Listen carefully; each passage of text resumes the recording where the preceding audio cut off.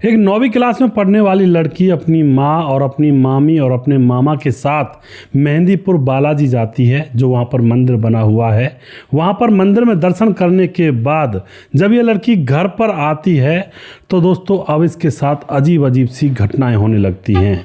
रात को 12 बजे छत पर कोई इसको बुलाने लगता है और यह तकरीबन 3 बार 3 रातें पूरी इसने छत पर बिताई हुई थी और ऊपर बैठकर उस एंटिटी से बात भी की थी। आखिर क्या मामला इसके साथ घटित हुआ था, पूरी कहानी यहाँ पर जानेंगे। वीडियो को लास्ट तक ज़रूर देखिएगा।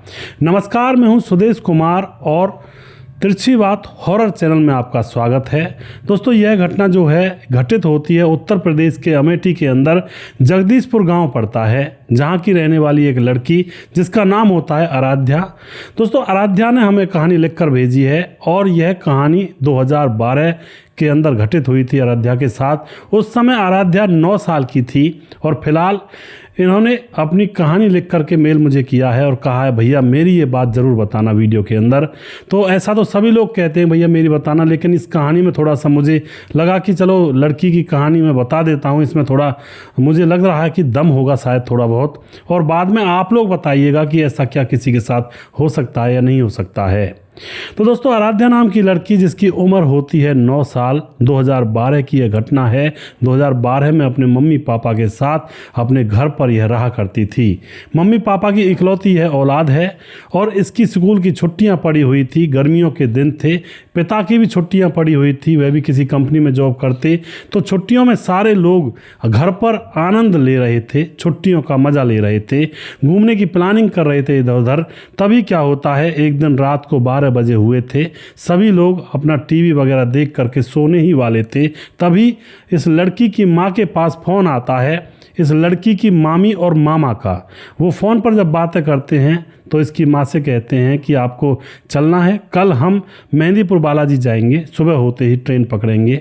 अब तो यह बात सुन करके जो लड़की आराध्या होती है वह एकदम से मम्मी से कहती है मम्मी कह दो ना मामी मामा से हम चलेंगे, क्योंकि मामी मामा की एक लड़की थी जो आराध्या की बराबर की थी, तो वह इसकी सहेली भी थी और बहन भी थी, तो उसके साथ खेलने में इसका मन लगता था। इसलिए अपनी माँ से बार बार कहती है कि मम्मी मामी से कह दो ना, मामा से कह दो ना कि हम कल चलेंगे।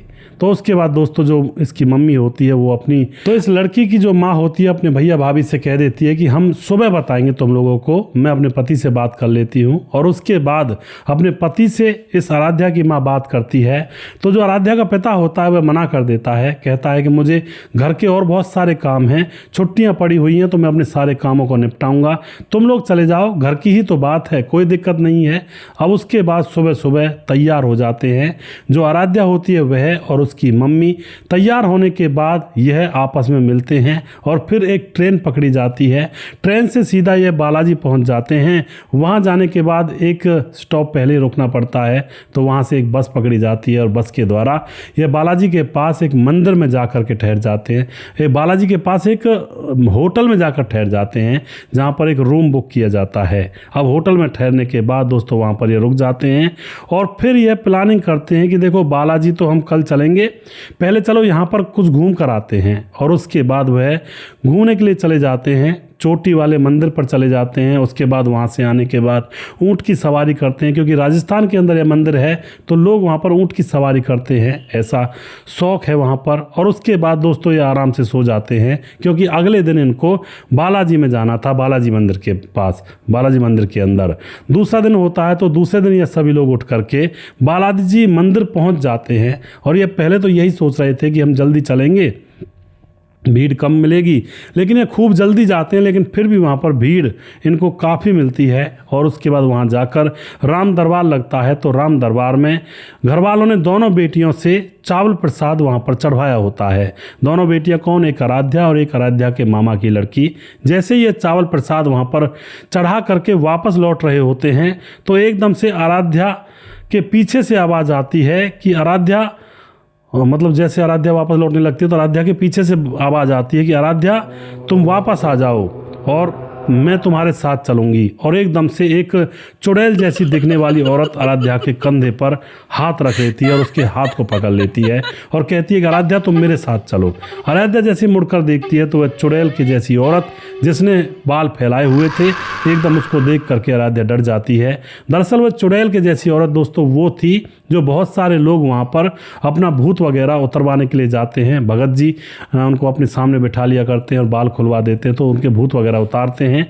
तभी उस औरत के पीछे एक आदमी आता है और आकर के उस औरत को अपने साथ पकड़ ले जाता है और आराध्या से कहता है बेटी तुम जाओ। और उसके बाद आराध्या वापस आ जाती है। वापस आकर के वह थोड़ा रोने लगती है और मामा उसका बोलता है कि अरे आराध्या तुम रो क्यों रही हो, ये तो मामूली सी बात है या कोई बड़ी बात हो रही है। ऐसी औरतें बहुत आती हैं, ऐसे लोग बहुत यहाँ पर आते हैं अपना भूत प्रेतों का झाड़ा वगैरह करवाने के लिए।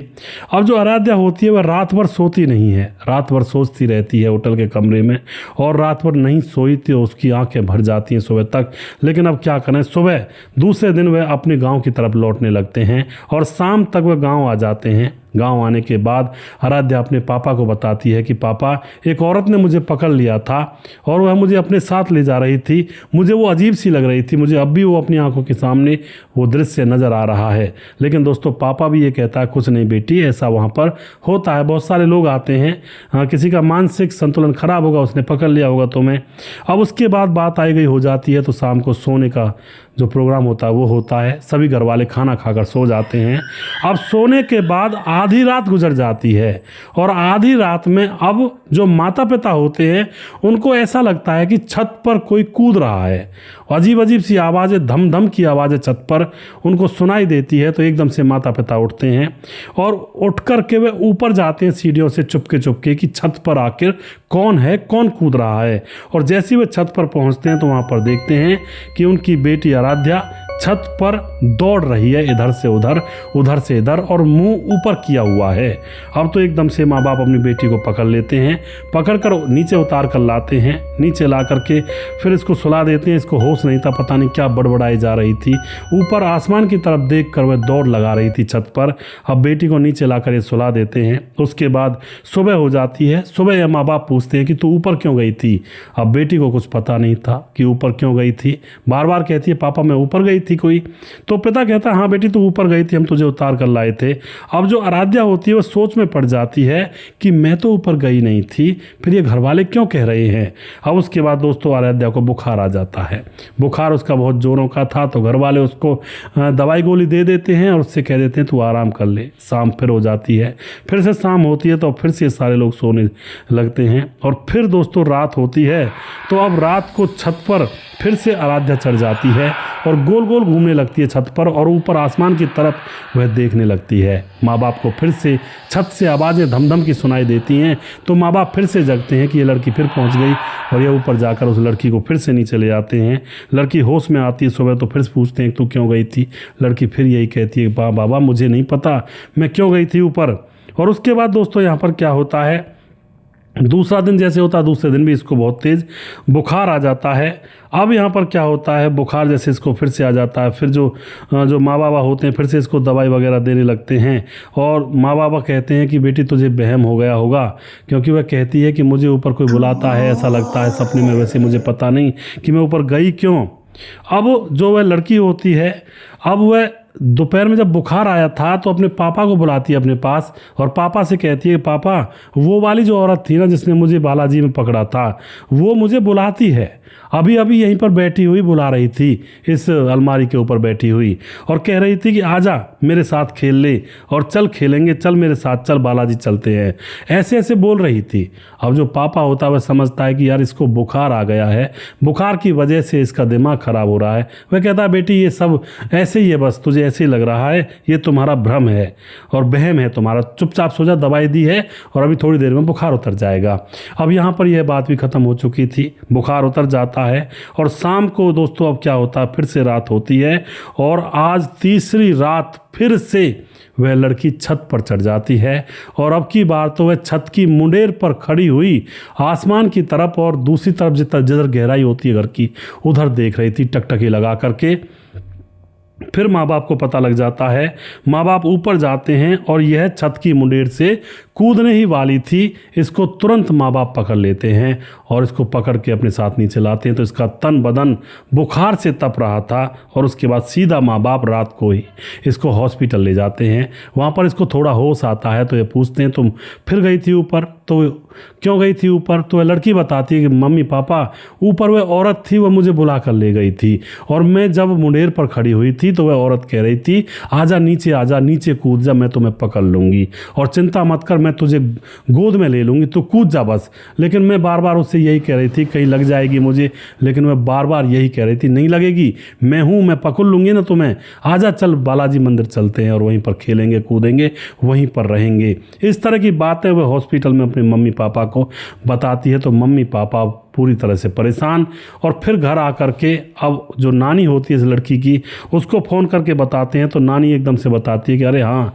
ऐसा कई बार हो जाता है, कई बार बुरी आत्मा साथ में लग जाती है, वही इसको परेशान कर रही है। तुम ऐसा करो, घर के अंदर सुंदरकांड करवाओ। और उसके बाद दोस्तों मम्मी पापा घर के अंदर सुंदरकांड करवाते हैं और उसके बाद वह लड़की बिल्कुल ठीक हो जाती है। और आज तक भी उस लड़की को कुछ भी नहीं उतरता, मतलब कुछ भी नहीं हुआ है।